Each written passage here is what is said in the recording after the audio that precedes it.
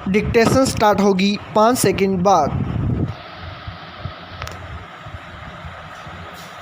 Yes, मानव एक सामाजिक प्राणी है। अनादिकाल से ही जिस प्रकार सृष्टि में परिवर्तन होता आया है, उसी प्रकार मानवीय जीवन भी समयानुरूप विभिन्न अवस्थाओं से होकर गुजरता है। वेदों में भी मानव के 4 आश्रम अर्थात 4 अवस्थाओं का वर्णन किया गया है।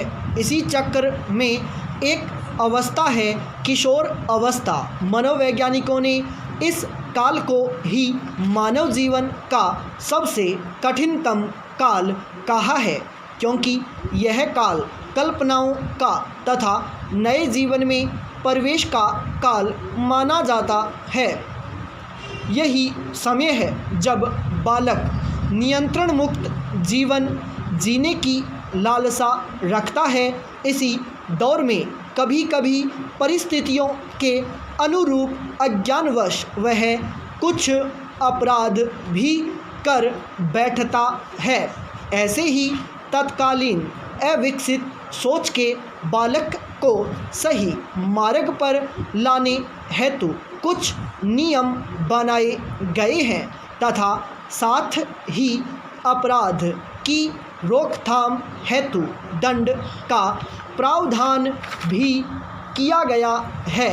अब प्रश्न यह उठता है कि किशोर बालक के अपराध को किस दृष्टिकोण से देखा जाए, अर्थात यहाँ यह द्रष्टव्य है कि आपराधिक घटना क्यों और किस आधार पर घटित हुई।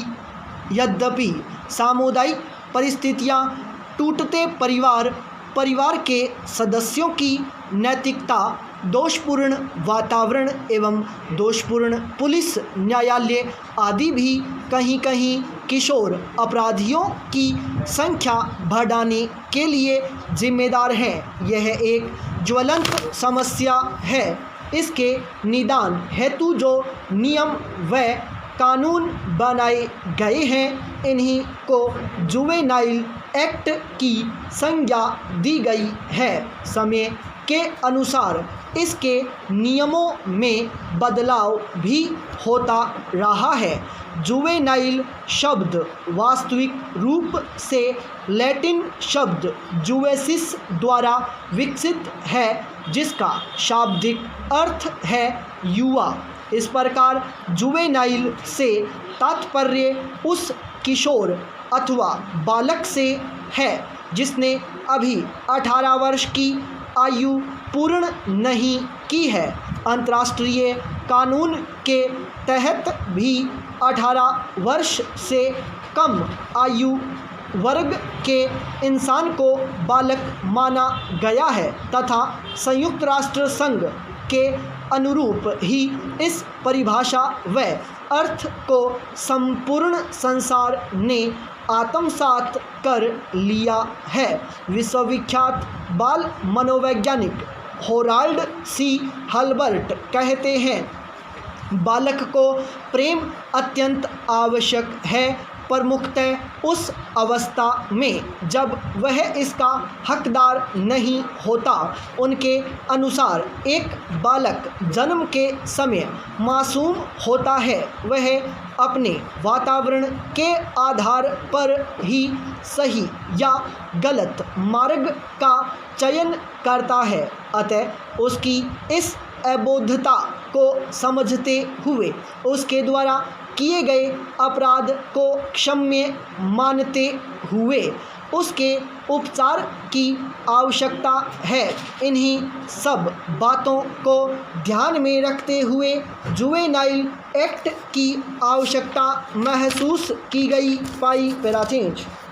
प्रमुखतः जुवेनाइल बालक के मानसिक विकास के अनुरूप नियमित समय के अंतराल में शनि शनि आवश्यक परिवर्तन किया जाता रहा, परंतु अत्यंत चिंतन का विषय यह है कि क्या यह संशोधन किसी सकारात्मक परिणाम का द्योतक साबित हुआ।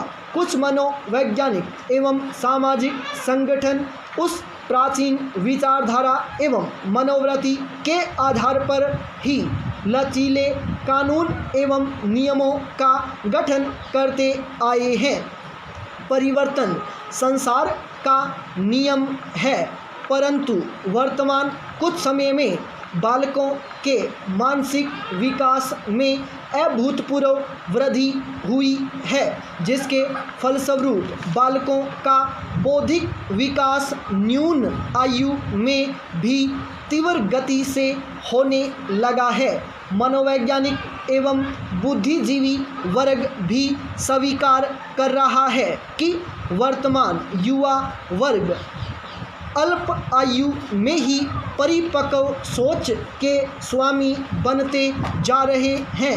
साथ ही अब समय आ गया है कि इस एक्ट में यथावश्यक संशोधन किया जाए। पाई पैरा चेंज।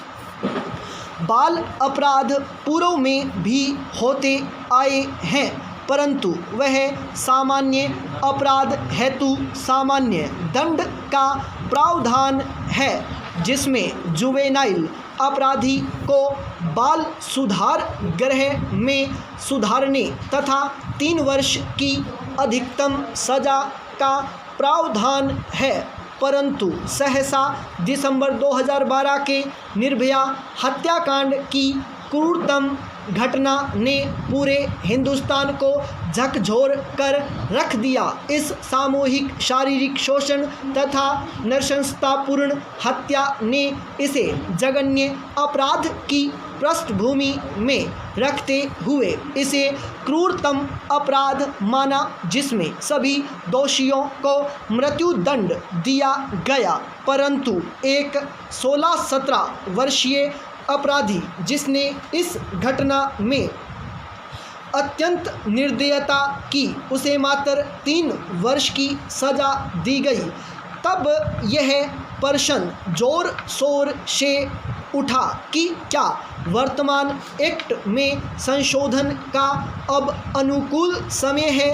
घटना के उपरांत अनेक बुद्धिजीवियों द्वारा उठाई गई आवाज़ों और मीडिया द्वारा इस विषय को प्रमुखता से उठाने के बाद यह विषय अंतर्राष्ट्रीय स्तर तक बहस का मुद्दा बन गया। साथ ही इस एक्ट में संशोधन की आवश्यकता तत्काल ही महसूस की गई।